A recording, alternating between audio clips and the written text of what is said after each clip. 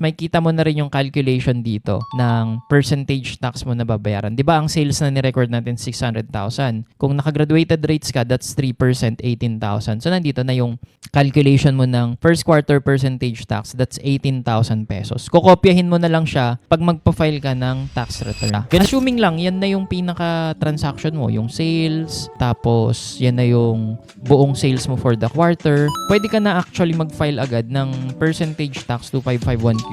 Lagay mo lang yung year dito, piliin mo lang yung first quarter. Anong tax type ang gamit mo? Ikaw po ba ay graduated rates or 8%? Yan. Nasa sayo na po yan. Tapos makikita mo na rin yung calculation dito ng percentage tax mo na babayaran. Di ba ang sales na ni-record natin 600,000? Kung naka-graduated rates ka, that's 3%, 18,000. So nandito na yung calculation mo ng first quarter percentage tax, that's 18,000 pesos. Kokopyahin mo na lang siya pag magpa-file ka ng tax return. Ganun din yung 1701Q. So 2025 for example, let's say first quarter, professional, tapos naka 8% ka na income tax rate, kunyari, purely self-employed 8%. So sa first quarter mo na 1701Q, yung na-record mo na 600,000 na sales, meron yung allowable deductions na 250,000. So tax due mo doon sa 600,000 na sales is 28,000 pesos. Kung may prior year excess credit ka nung 2024, for example, meron kang overpayment sa annual ITR mo, ilagay mo lang dito kung meron. Pero pag wala naman,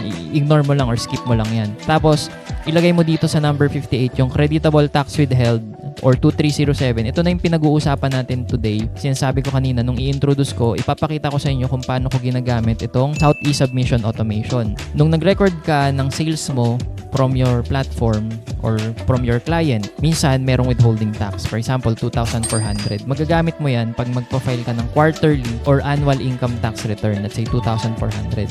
So as you can see dito, from 28,000, nabawasan ng 2,400 yung payable mo sa income tax return, kaya 25,600 na lang. So for first quarter, kokopyahin mo na lang to pag magpa-file ka ng 1701Q. And actually, connected na rin yan sa annual ITR. So let's say, under ka ng 8% purely self-employed, tsaka OSD na purely self-employed, and then you will be using 1701A annual ITR, for example, 2025.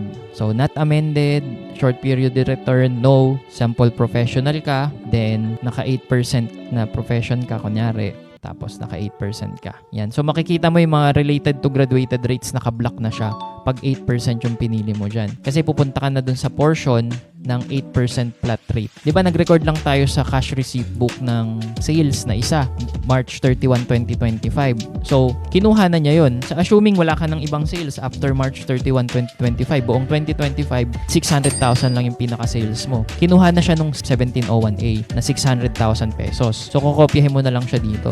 And then, may allowable deduction na 250,000 kasi nga ikaw ay purely self-employed na 8%. So, that's 28,000 income tax due. Now, dito sa last part na to, meron ka bang prior year na excess credit? So, tignan mo yung 2024 annual ITR, may overpayment ka ba doon? Kung wala naman, di zero lang siya. Tax payment for the previous quarter, may binayaran ka ba? So, example ko lang dito, may binayaran ka na 25,600 pesos. 25,600 pesos. Tapos, creditable tax withheld per BIR form ng quarter 4, wala. Creditable tax withheld quarter 1 to quarter 3, meron yung 2,4.